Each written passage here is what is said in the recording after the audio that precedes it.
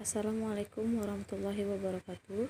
Perkenalkan, nama saya Indah dengan NIM 1051904424, Prodi Ilmu Pemerintahan, semester 5 dari kelas I. Baiklah, dalam video kali ini saya akan menyampaikan tentang konstitusi, di mana di dalam Ketatanegaraan Republik Indonesia, konstitusi sendiri diartikan sama dengan Undang-Undang Dasar. Undang-Undang Dasar dapat diartikan peraturan dasar yang membuat ketentuan-ketentuan pokok dan menjadi satu sumber perundang-undangan. Konstitusi adalah sejumlah aturan-aturan dasar dan ketentuan hukum yang dibentuk untuk mengatur fungsi dan struktur lembaga pemerintahan, termasuk dasar hubungan kerjasama antara negara dan masyarakat dalam konteks kehidupan berbangsa dan juga bernegara. Di Indonesia sendiri, terdapat dua jenis konstitusi, yaitu konstitusi sebagai hukum dasar tertulis, atau yang sering kita jumpai itu Undang-Undang Dasar, dan konstitusi sebagai hukum dasar tidak tertulis, atau konvensi. Di mana Undang-Undang Dasar menurut sifat dan fungsinya adalah suatu naskah yang memaparkan kerangka dan tugas-tugas pokok dari badan-badan pemerintah suatu negara yang menentukan pokok cara kerja badan tersebut. Sedangkan konvensi adalah hukum dasar yang tak tertulis, yaitu aturan-aturan dasar yang timbul dan terpelihara dalam praktek penyelenggaraan negara.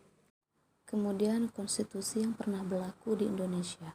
Yang pertama yaitu ada Undang-Undang Dasar 1945, berawal pada 18 Agustus 1945 sampai dengan 27 Desember 1949.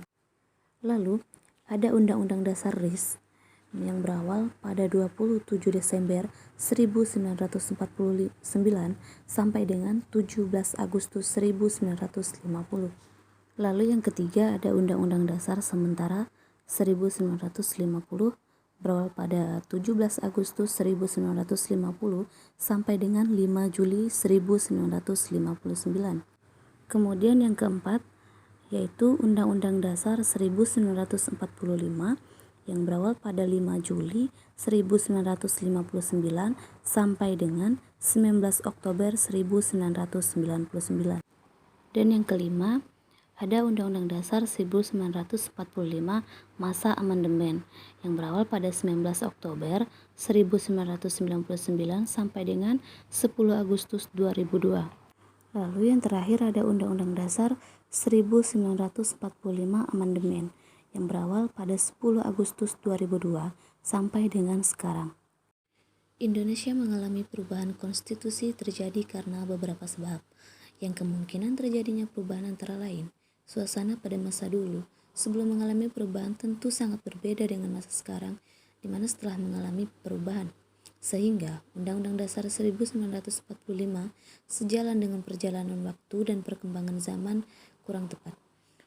Oleh karena itu, perlu adanya perubahan guna menserasikan dengan kondisi sekarang. Selain itu, dalam Undang-Undang 1945 terdapat pasal 37 yang mengatur dan memungkinkan terjadinya perubahan pada konstitusi di Indonesia.